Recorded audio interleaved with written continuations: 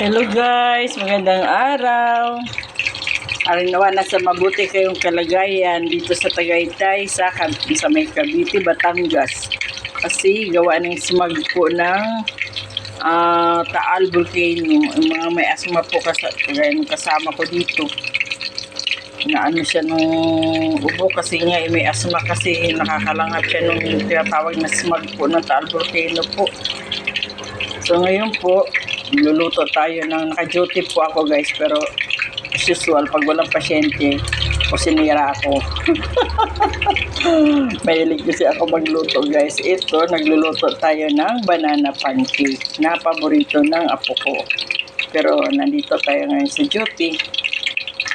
So, nandito tayo ngayon sa Isusita Baybay Line. See guys, mahilig dito ng saging, masaba at saka alakatan. Dito po kasi sa